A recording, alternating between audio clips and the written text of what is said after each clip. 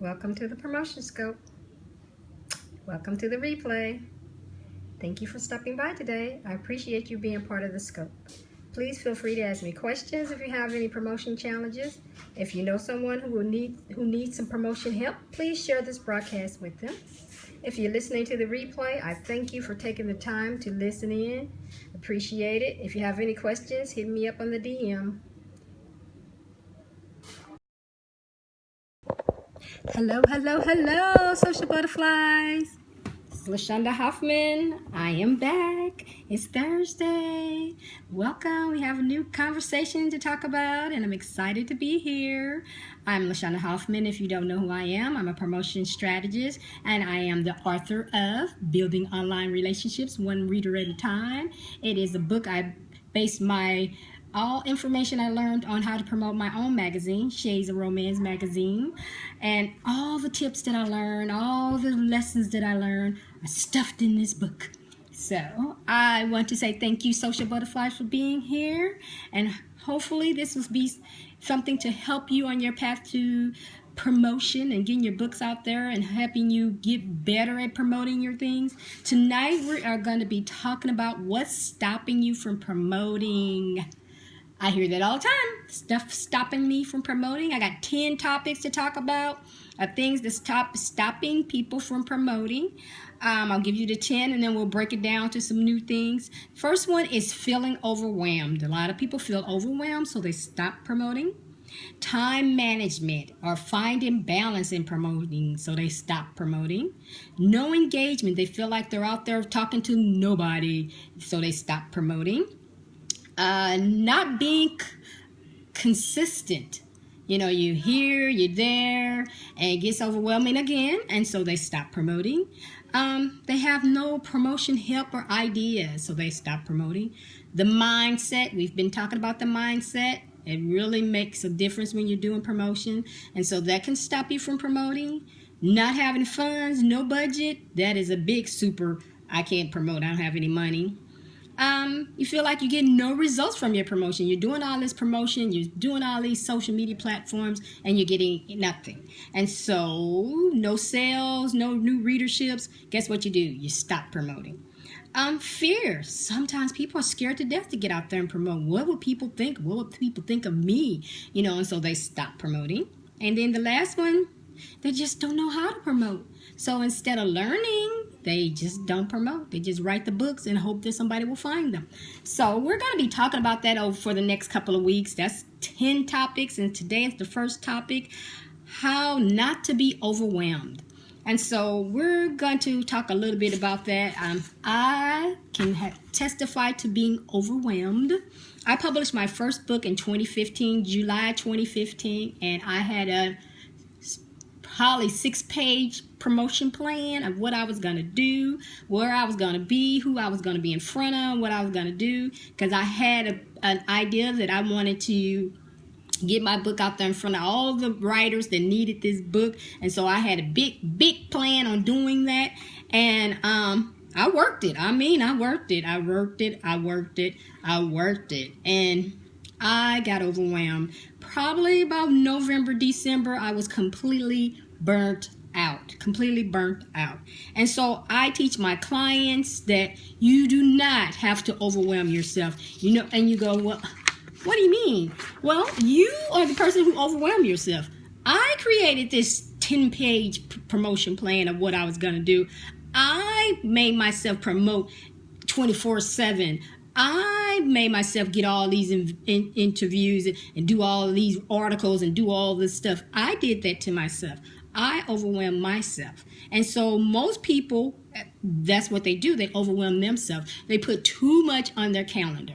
And I don't recommend that. And I tell my clients that from my experience is not to overbook your calendar. We're taught to book that calendar, book the calendar. And then we don't have time for our families. We don't have time for our friends. We don't have time for the writing that we want to do because we are so overbooked. We're speaking here. We're at this conference here. We're doing this here. We're doing that. And before you know it, you're burnt out and you go, something's got to give, you know. And so I teach that it's good to not overwhelm yourself, to, you know, create a plan that's realistic. So that's the number one first tip.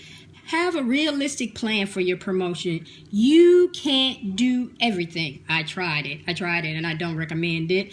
I teach focusing on a couple of projects at a time. So each month you pick 1 or 2 projects that you want to focus on. Maybe you want to do a podcast for this month, and maybe you want to do an interview with a magazine. Bam, that's good. You can focus on those 2 things and get yourself promoting out there, and then still have time to write, have time to do some social media things, have time to go to conferences. When you have all 30 days booked, you have time for what? All 30 days booked doing that. And then the next month you're beat down so that you're not doing anything. So if you're doing just a little bit each month versus a whole bunch each month, you will see a difference, and you'll feel comfortable, and you won't feel overwhelmed with trying to do everything, because you just can't do everything. You can't, it's just so much that you can do, so number 2 is you need to set realistic goals for your promotion. Realistic goals, when I meet authors, new authors, their thing is they want to sell 2,000 books because that's what the big publisher print out, 2,500 books. And so they want to do that too. But they don't realize the big publishers have a team. If you don't have a team the way the big publishers have a team, you're going to have a hard time trying to get those 2,500 books put out there, getting out there in front of those 2,500 readers that you're trying to find.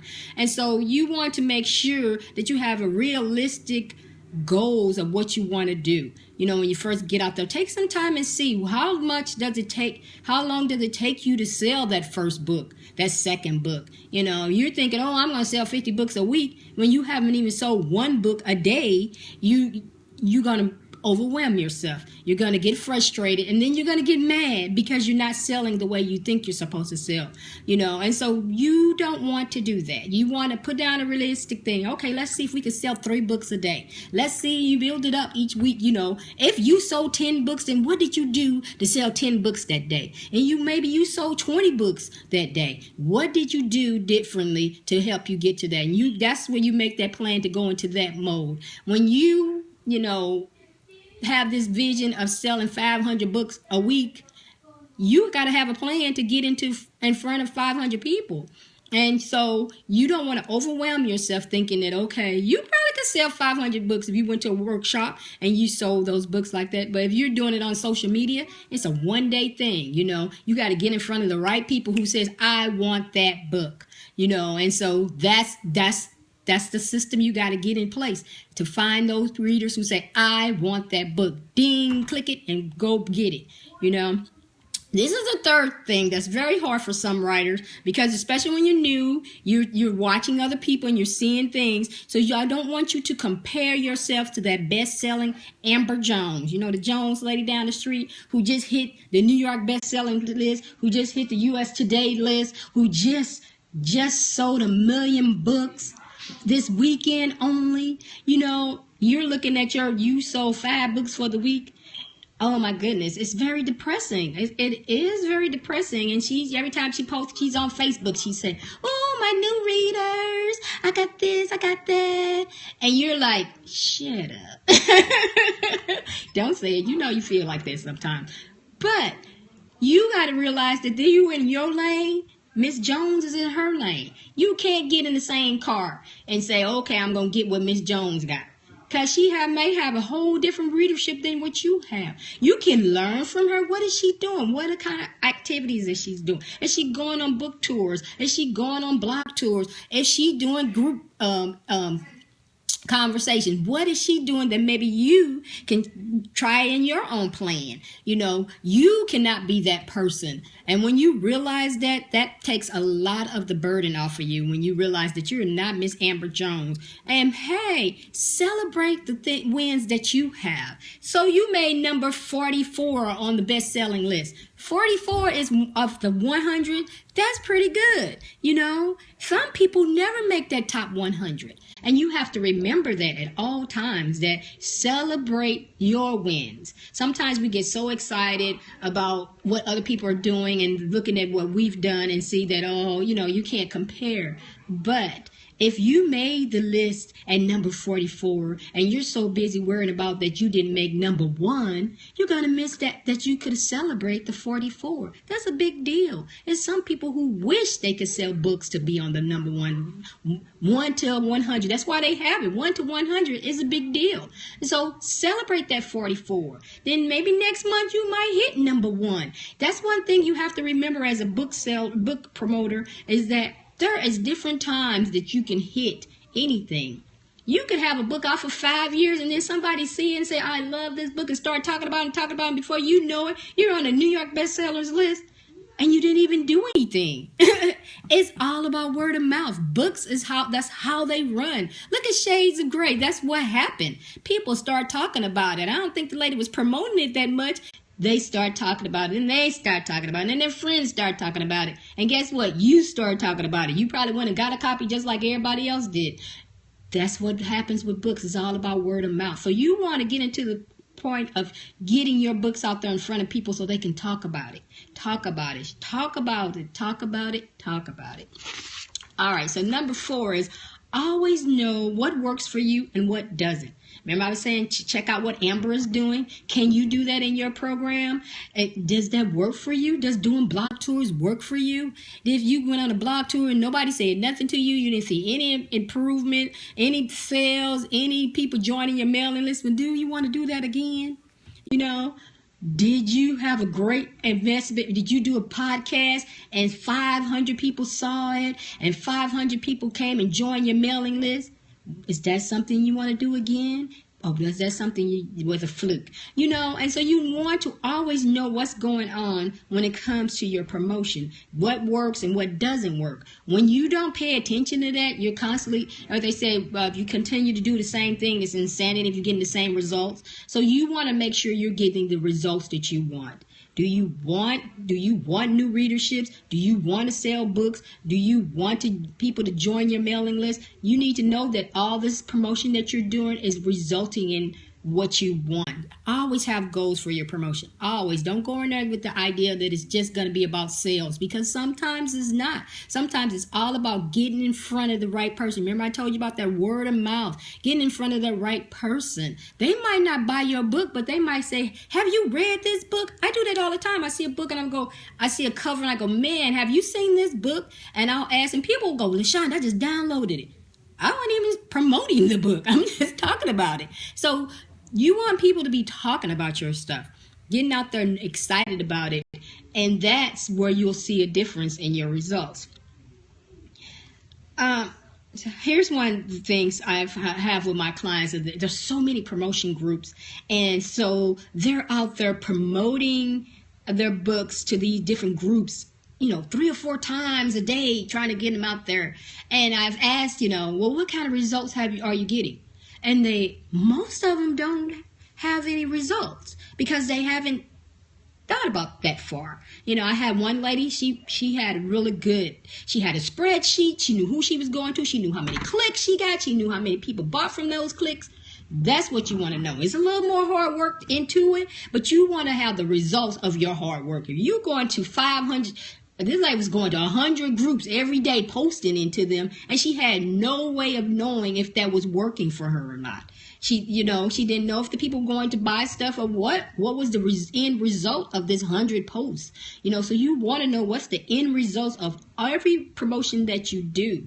And you might, like I said, you might not do any sales, but if people are talking about it, people are coming and joining your mailing list, people are joining your social media platforms, then you're getting out, you see a difference because you're like, well, how do they know about me? That's a result. All right, so this last one is something that I teach my clients because being overwhelmed makes you stop. So if you're not having fun with your promotion, guess what you're going to do? You're going to stop because it's boring. It gets on your nerves. I don't like it. I had a member come to my group and I said, what is one of your challenges about promotion? And she says, I hate it. I hate promoting. And it made me sad because I'm thinking she has great books and people don't know about them because she doesn't say she doesn't like promoting. And so when you don't like doing something, you're not going to do it because it's boring, it's hard, you don't want to do it. And so I want you to have fun with your promotion. Have fun. Pick the things that you have fun on. If Facebook is great when you get on there, you're having fun, you're laughing, you're just getting out there, you're doing things, do Facebook. Find Facebook and do that.